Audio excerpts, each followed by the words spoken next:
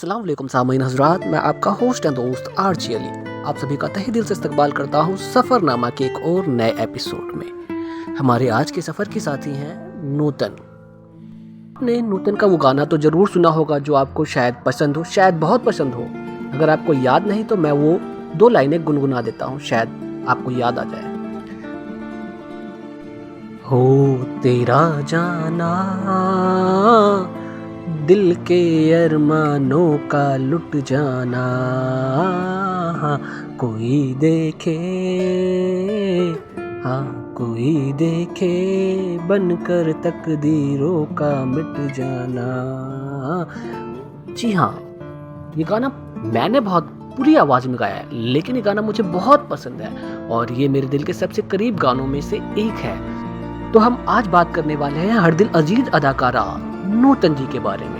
जी हाँ, उनके फिल्मी सफ़र और उनके फिल्मी सफ़र के उतार चढ़ाव के बारे में। नूतन एक प्रसिद्ध भारतीय फिल्म अदाकारा थी जो हिंदी फिल्मों में दिखाई दी। उनका जन्म 4 जून सन 1936 को बॉम्बे आज़ादी से पहले वाले भारत में हुआ था। नूतन के पिता का नाम कुमार सेन समर्थ और माता जी का नाम शोभना समर्थ था। उनके परिवार में उनके अलावा 2 छोटी बहनें और एक छोटा भाई भी था। नूतन की बहन तनुजा जो एक अदाकारा थी और उनकी भतीजी काजोल भी एक सफल अभिनेत्री रही। उनके बेटे मुनीस बहल भी एक सफल अदाकार रहे। नूतन ने 14 साल की उम्र में एक बाल कलाकार के रूप में अपना करियर शुरू किया और भारतीय फिल्म जगत में सबसे सफल अदाकाराओं में से एक बन गई। उन्होंने अपने फिल्मी सफ़र में 70 से ज़्यादा फिल्मों में अभिनय किया। उन्हें भारतीय सिनेमा के इतिहास की बेहतरीन अभिनेत्रियों में से एक माना जाता है। नूतन को फिल्मी दुनिया में लाने वाली उनकी माँ ही थी। वह चाहती थी कि नूतन एक अदाकारा बने। वह खुद भी एक अदाकारा रही। नूतन को सन 1955 में फिल्म सीमा में उनकी भूमिका के लिए सर्वश्रेष्ठ अभिनेत्री का पहला फिल्म फेयर पुरस्कार मिला। उन्होंने कुल 5 बार पुरस्कार जीता, जिससे वह ये उपलब्धि करने वाली एकमात्र अभिनेत्री बन गई, जिसकी बराबरी उनकी अपनी भतीजी काजोल ने यह पुरस्कार जीत कर की। इसके साथ नूतन ने मिस इंडिया का पदक भी अपने नाम किया था। उन्हें सन 1974 में पद्मश्री पुरस्कार से भी नवाजा गया, जो भारत का सर्वोच्च नागरिक पुरस्कारों में से एक है।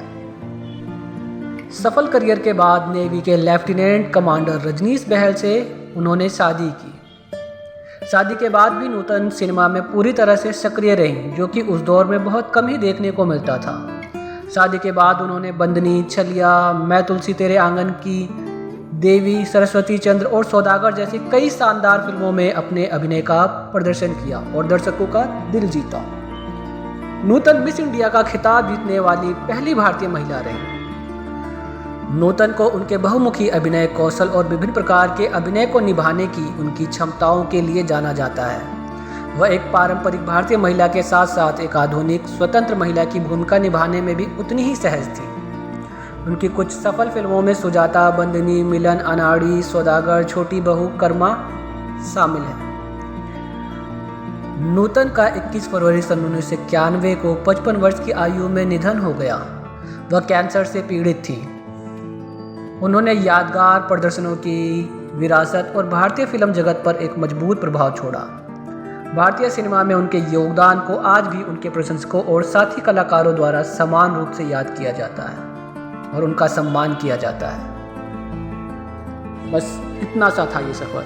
इसी के साथ मैं आपका होस्ट एंड दोस्त आरजे अली आपसे विदा लेता हूँ और मिलता हूँ फिर किसी नए सफ़र पर। तब तक के लिए खुदा हाफिज़।